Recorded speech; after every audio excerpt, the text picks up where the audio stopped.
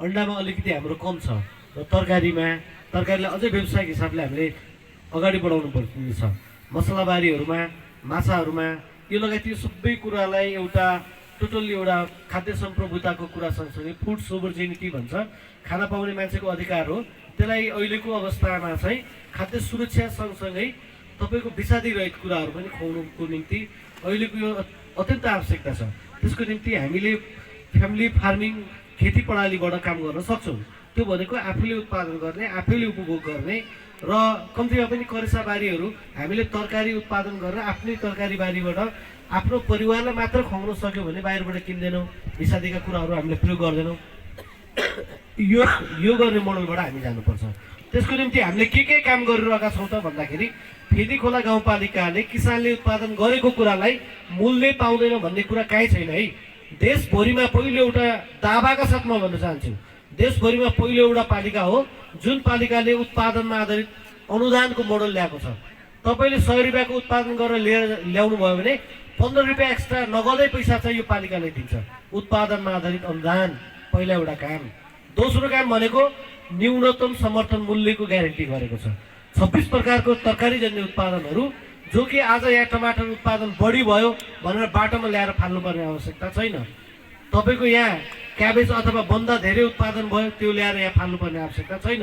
त्यो 26 प्रकारको न्यूनतम पारिश्रमिक उहाँ किसानलाई कति लागत पर्छ त्यसको आधारमा हामीले चाहिँ त्यो उत्पादनको र त्यो किसानले गरेको मेहनतको आधारमा चाहिँ त्यसको निश्चित मूल्य तोकेर न्यूनतम मिनिमम सपोर्ट प्राइस चाहिँ हामीले दिइरहेका छौँ।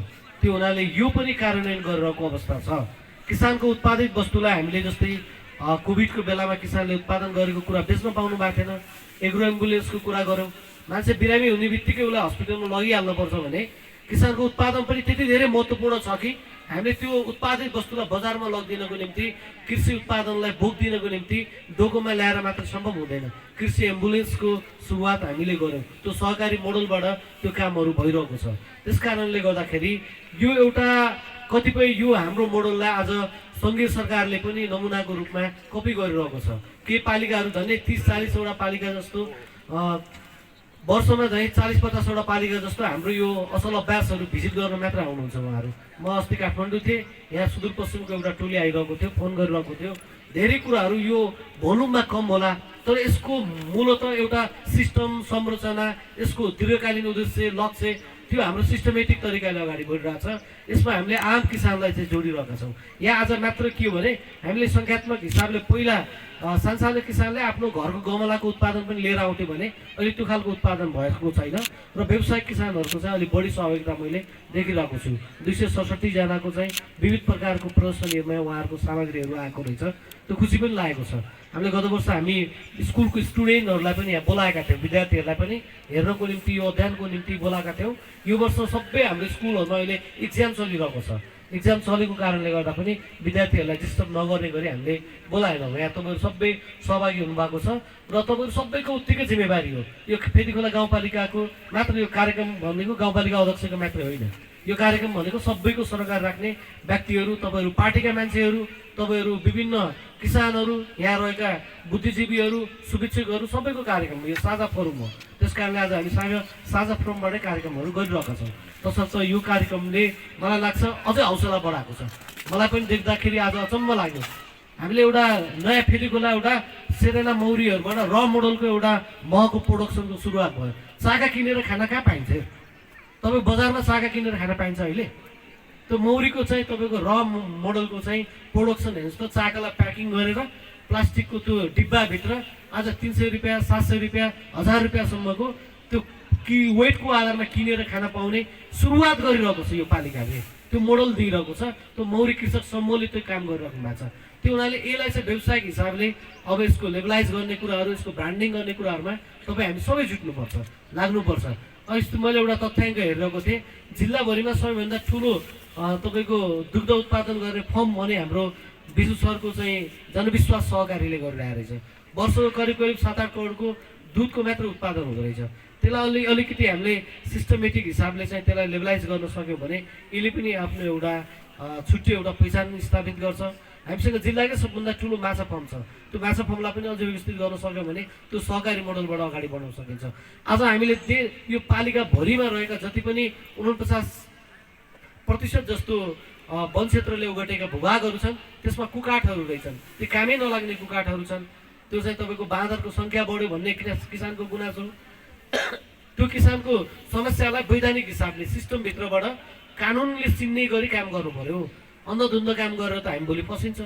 कानुनले चिन्ने गरी काम गरिरहँदाखेरि प्रत्येक सामुदायिक वनको वन कार्ययोजनाभित्र रहेर प्रत्येक वर्ष जस्तो कति क्युबिक काठ चाहिँ बाहिर ल्याउने, कति तपाईँको उपभोग नहुने सामानहरूलाई चाहिँ बाहिर ल्याउन सकियो भने त्यो सहकारी मोडलबाट देशमै पहिलो हामीले स्थानीय वन परिषद बनाएका छौँ। त्यो वन परिषद मार्फत कृषि वन उद्यम सहकारी, त्यो सहकारीले एउटा फर्निचर चलाइरहेको छ। त्यो पनि कृषिमा आधारित नै हो। त्यो हुनाले आज मैले यहाँ घारहरू देखिरहेको छु। त्यो सहकारीले उत्पादन गरेको कुराहरू यहाँ ल्याएर देखाइराख्नु भएको छ। त्यो हुनाले एउटा व्यावसायिक मोडलबाट हामी जान खोज्यौँ। अब आज सानो सानो टुक्री किसानलाई मात्रै लगानीमा केन्द्रित होइन, जो अलि ठुलो भोल्युममा काम गर्छ। अब एउटा दुईवटा घार बाँडेर मात्र हुँदैन। मौरीको मोडलमा अब कम्तीमा पनि 10 जना 15 जना 20 जना 25 जना त्यो चाहिँ काम गर्न सक्ने सङ्ख्या चाहिँ बढाउँदै जाँदा त्यसले जीविकापार्जनलाई पनि सहज होस्, त्यसले आर्थिक आम्दानीको पाटोलाई पनि चलायमान होस् र यो फेदीखोला गाउँपालिकाको ओभरअल जिडिपीमा त्यसको सपोर्ट होस्। यो कारणले गर्दाखेरि यो मोडलबाट हामी अहिले जान खोजिरहेका छौँ, अगाडि बढाएको छ। र अस्ति मात्रै गाउँपालिकाले एउटा भूमि ब्याङ्कको कन्सेप्ट ल्याएको छ। त्यो भूमि ब्याङ्क भनेको के हो?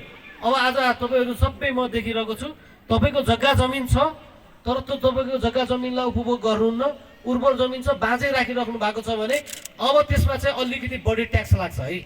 यो अलिकति निर्ममै बन्न खोजिरहेको छौँ। किन बन्न खोजिरहेको छौँ? यदि तपाईँले उपभोग गर्नुहुन्न भने गाउँपालिकाको भूमि ब्याङ्कमा ल्याएर दिनु पर्यो। त्यो जग्गा गाउँपालिकाको भूमि ब्याङ्कमा ल्याएर दिनु पर्यो। त्यो भूमि ब्याङ्क भनेको तपाईँहरूको दिमागमा अथवा कतिपयको कन्फ्युजन के नहोस् भने पैसालाई मात्र कारोबार गर्ने ब्याङ्क होइन। तपाईँको प्रयोग नभएको जग्गालाई राखिदिने र प्रयोग गर्न खोज्ने मान्छेलाई भाडामा दिने त्यो एउटा संयन्त्र हो। त्यो गाउँपालिकाको संयन्त्र हो। त्यो संयन्त्रले अब काम गर्दैछ। अस्ति कार्यविधि पास भएको छ। त्यो हाम्रो स्थानीय वन परिषद छ, त्यो हाम्रो स्थानीय भू परिषद छ। त्यो मार्फत यो गतिविधिलाई हामी अगाडि बढाउँदैछौँ र अब केही समयमा सूचना प्रकाशन हुँदैछ।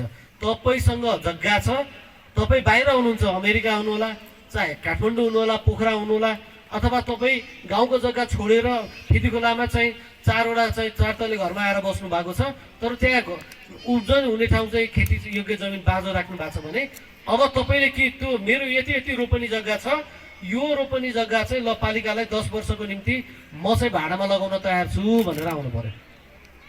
अनि यहाँ चाहिँ अर्को मान्छेले फेदीखोला गाउँपालिकामा पोखराको नजिक छ, 300 रुपियाँ 300 रोपनी जग्गा चाहियो अध्यक्षज्यू, हामी यो काम गर्छौँ एउटा कम्पनी भनेर आउँछ। मैले धेरैचोटि प्रयास गरेँ। अघिल्लोचोटि एउटा कम्पनी आएको थियो। यहाँ कम्पनी आउँदाखेरि जग्गा जोड्यो हेर्नुहोस्, 70-80 जना मान्छेको जम्मा गर्यो अनि लास्टमा 2 जना मान्छे रिसायो भने त्यसले जग्गै पाउँदैन। कति मान्छेहरू त तपाईँको यहाँ फेदीखोलामा लगानी गर्न आउँछन्, जग्गाको कारणले गर्दाखेरि मान्छे अन्त गइरहेका छन्। यहाँ अस्ति मात्रै एउटा उदाहरण हेर्छु, भाडखोलादेखि त्यो नजिक यतापट्टि एउटा बाँझो रहेको ठाउँ के भन्छ अध्यक्ष त्यो ठाउँलाई? हजुर ठुल्टारी। त्यो ठुल्टारी भन्नेमा मान्छेले जग्गा लिन आए हेर्नुहोस्, त्यहाँ 2 जना मान्छेले जग्गा मोडाको जग्गा नदिएपछि अहिले त्यो योजना चाहिँ नलपुरमा गयो कि करिब 2-3 करोड रुपियाँ उनीहरूले त्यही कृषिमा लगानी गर्न खोजिरहेको थिए एकैचोटि। अब यस्ता ठुलै कम्पनीहरू छन्। अब एउटा यहाँ ह्याचेरी उद्योगको कुरा आइरहेको थियो, त्यो अलिकति भ्रमित हुने कुराहरू पनि कतिपय कुराहरू आउँदो रहेछ। त्यो हुनाले सबैभन्दा ठुलो समस्या भनेको जग्गा प्रशासनमा नेपालमा समस्या छ। त्यो हुनाले अहिले हामीले भूमि ब्याङ्क बनाइरहेको छौँ। त्यो भूमि ब्याङ्कमा चाहिँ जग्गा तपाईँको उपभोग नहुने कुरा, अब यो बाँदरले दुःख दिएर मात्र खेती गर्न सकिएनौँ भन्ने कुरा यो चाहिँ अब भ्रम हो है। यो कुरा अब म मान्दिनँ। अब व्यवसायिक बन्ने मान्छेले तपाईँको बाँदरले खेती गर्दाखेरि बाँदरले खान्छ र त्यसलाई हेर्ने मान्छेको पनि जिम्मा स्वयं व्यवसाय गर्ने मान्छेले अब बनाउनुपर्छ। अबको योजना सरकारले बाँदर कुर्ने भनेर लौरो लिएर हेर्न जाने होइन। अब सरकारले पोलिसी बनाइदिने हो। त्यो पोलिसीमा अब के खालको कार्यक्रम गर्न सक्ने त्यो बनाउने, त्यो सम्भवै छैन।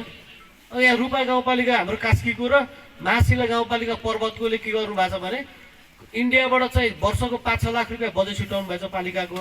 अनि तपाईँको बाँदर छोपेर लगेर राष्ट्रिय निकुञ्जमा छोड्ने भन्नुभयो। अब बाँदर छोपेर नै कहीँ सम्भव छ त? एकचोटि त छोप्नु भएको छ हेर्नुहोस्, 200-300 वटा ट्रकमा लिएर गएर चाहिँ बर्दिया राष्ट्रिय निकुञ्जमा लग्नु भएको छ। पछि वन कानुन लाएर उहाँलाई यस्तो समस्या भयो। त्यो ओसार पोसारको फेरि त्यो आरक्षणको नियमले नि फरक हुँदो रहेछ। लिएर गयो तपाईँको लाग्यो अनि 1 वर्ष त त्यो बाँदर डरले आएन हेर्नुहोस्। त्यसको सीमा हुन्छ बाँदर यहाँ फिक्स तरिकाले बन्ने ठाउँ सम्भवै छैन। त्यो स्थानीय सरकारले गर्नै सक्दैन। त्यो गर्ने भनेको काम भनेको कि सेन्ट्रल गभर्मेन्टदेखिबाट अब हाम्रो त विभिन्न सन्धि सम्झौताहरू छन्, WWF सम्मको हाम्रा सन्धि सम्झौताहरू छन्। यी विविध कारणले गर्दाखेरि त्यो बाँदरको कुराहरू भनेको अब चेपिलो हुँदैन। किन पेचिलो हुँदैन भन्दाखेरि त्यो जसले खेती गर्ने हो त्यो खेतीको सुरक्षाको योजना पनि आफै बनाउने हो। त्यसको निम्ति सरकारले बिमाको पोलिसीमा सहयोग गर्ने हो, त्यसको कार्ययोजना बनाउन सहयोग गर्ने हो, त्यसको मार्केटमा सपोर्ट गर्ने हो। यो कुरामा चाहिँ हामी गर्ने हो।